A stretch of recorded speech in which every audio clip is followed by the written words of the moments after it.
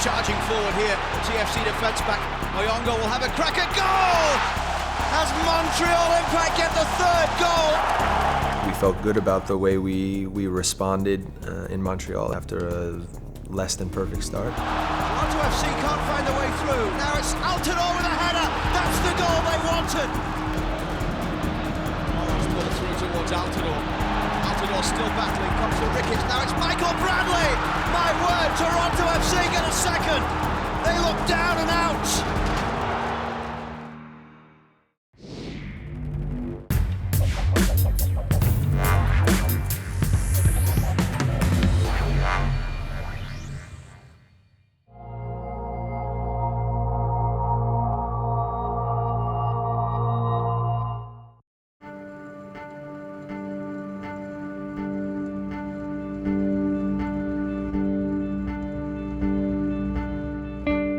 Listen, all I ask and all that any of us ask, leave your heart and soul on the field, right? Leave everything you have on the field tonight. Be the best version of yourself that you can tonight, right? Big chest, get out there and be the best version of you. That's all everyone asks. And if you do that, you give yourselves the best chance to win this game, okay? Sacrifice more, right? Execute better, and go get them. Take the fight to them right from the start. Here we go. In the first All-Canadian MLS Conference Final, Toronto FC trailed rival Montreal Impact 3-2 after the first leg. With the honor of being the first Canadian team to ever compete with MLS Cup in the balance, a record 36,000 fans packed BMO Field in Toronto for a match that felt historic before it even began. The weeks before this game, I think you could just feel that Canadian soccer was excited about this match.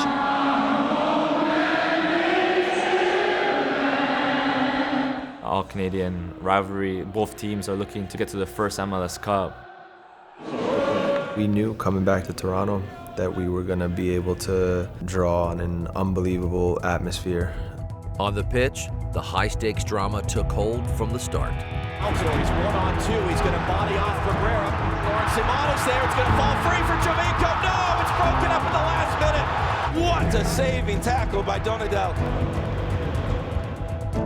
At the beginning of the games, it's not always a great soccer game to start.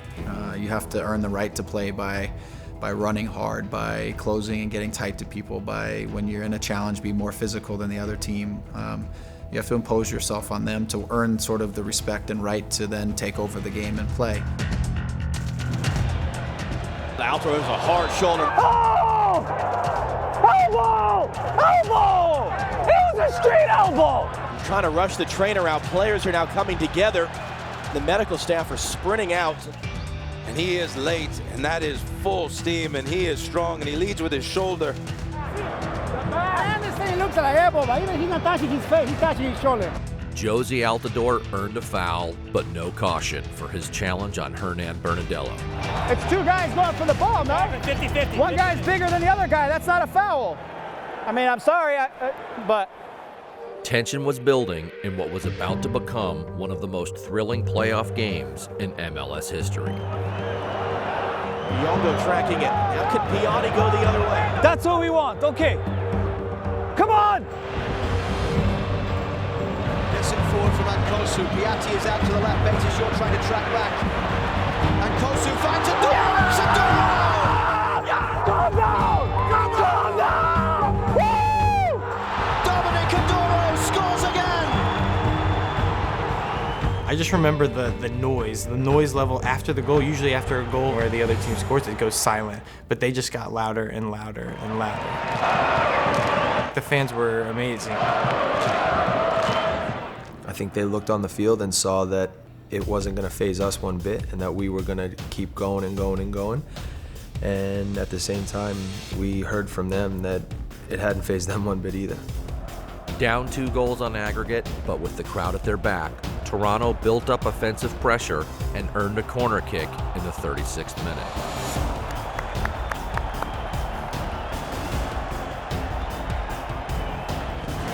Jovinko into the traffic, the header saved off the line, the rebound is in! The ball was planned to be played to the PK spot for me to head it in, and I ran in unmarked. I just stuck my head in there and tried tried to put it on goal, and there was a guy sitting on the goal line, and I was like, oh my gosh, no way did they just block that. That's like a point blank. Like, there was no one else in the goal. How could this guy like come out of nowhere and block it? And then I turn around and see Armando. What a time for Armando Cooper's first goal since signing for Toronto in August.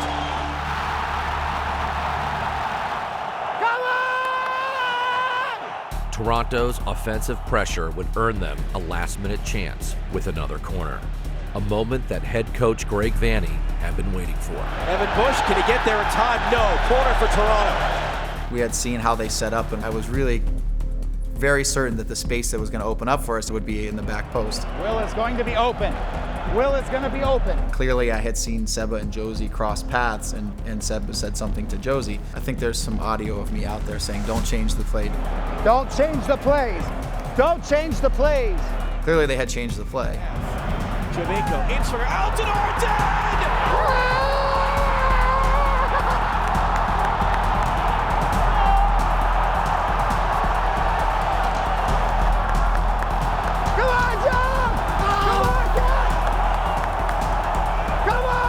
The pass was perfect, and the run was timed immaculately, and the finish for me was one of the best corner kick goals I've ever seen. The teams were tied on aggregate entering the break, but Toronto's 2 away goals in the first leg to Montreal's 1 meant that Toronto would advance if the halftime score held through full time. We get behind the ball from top to bottom. We get behind the ball. That doesn't mean we just sit behind the ball, though, right? We still step out to things, but we step out from goal side positions. We stay together. This is a team, right? We squeeze together centrally, and we make sure we give up nothing up the middle. They cannot go through us. They have to go around. Just stay together as a group. We will get our chances. Okay, we are going to get our chances in transition. Okay, come on. Great boys. Compete for the first ball! As in the first half, physical play set the tone for the second. Oh! That's a red card! That's a red card! That's a red card! And as in the first half, Montreal scored first. Was holding it in, trying to find Piatti. He's onside. He's holding off the defender. There's contact. It squeaks in! Yeah! Montreal back in front! I'm trying not to foul him, trying not to give up a PK, and the ball kind of slams between my foot, his foot, and I guess I score kind of an own goal. Slips by Clint, Dom's offsides, he's blocking Beta, ball dribbles into the goal, and at that moment it just felt like everything deflated. And the Impact retake the lead. We put them in difficulty. Chaque fois qu'on joue, on les met. I said to the guys before the game started, there's going to be many different iterations of this game over the course of 90 minutes, and we need to be prepared for each of those. Simon dragged far out to deal with him. It's beyond Ricketts. It's backwards from camera. 4th corner of the game for Toronto. They've scored from 2 in their first 3. There's a confidence that we have in each other that with the way that we play and the way that we press, that no matter what situation we're in, we're gonna find a way to score goals. They've allowed a short corner. There's only 1 out at the ball. Should be 2 there. Justin Morrow, space and time. Morrow clipping it in. Hagen attacking, and he scores! Nick Hagland! All square on aggregate. If we can get the ball up in the air and get it anywhere near a space where he can attack it, he's just a force in the air. It is a decent ball in, and it's a powerful header from the penalty spot. There's something about this team that has an extra gear that we can put in at the end of games that no other team, I think, can compete with us. Matching the 3-2 scoreline from last Tuesday in Montreal, we will play extra time between Toronto and Montreal for the Eastern Conference Championship. Nobody can make up a 5-5 score at the end of 180 minutes. After 2 of the most action-packed games in MLS playoff history, Toronto and Montreal were dead even, 5-5 with 2 road goals apiece. In extra time, Toronto would be forced to compete without their leading scorer, Sebastian Giovinco. Ricketts trying to play for Giovinco, is able to control on camera. Osorio overlapping him, Giovinco's shot is blocked, and he comes away limping.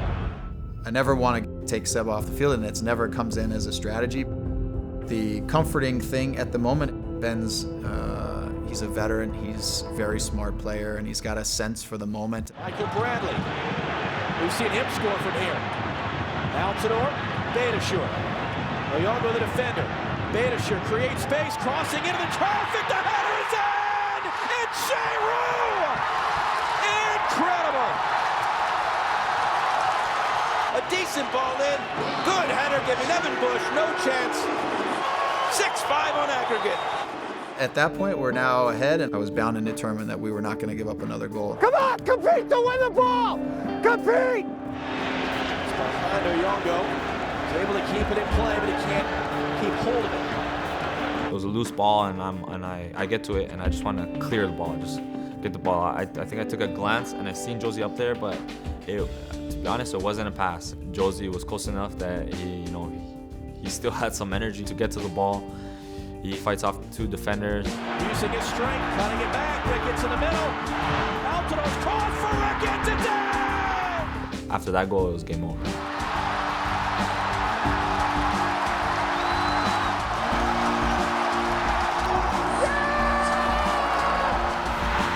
The guys reached down, they've got a goal, and they were on a mission, and getting a win on that night was the only way they were going to get there. Maybe the greatest night in MLS playoff history, certainly the highest scoring series. Sets up a phenomenal final. Toronto FC have done it.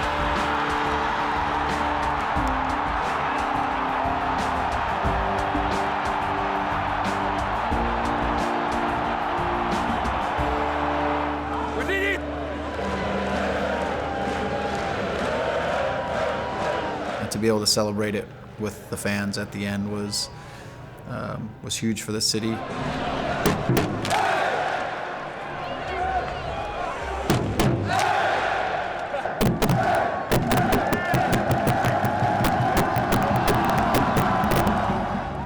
I'm biased, but I don't think there'd be any place better in the entire league to play a final than here in Toronto.